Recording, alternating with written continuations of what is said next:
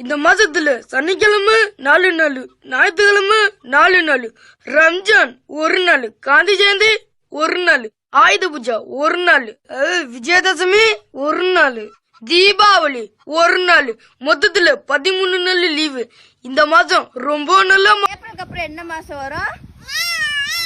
அந்த அமிதாப் மாமா இங்க ஸ்டைலா காஸ்டியூம் போட்டு சூப்பரா நிக்கிறாரே, இவர் தான்டா எங்க அமிதாப் மாமா.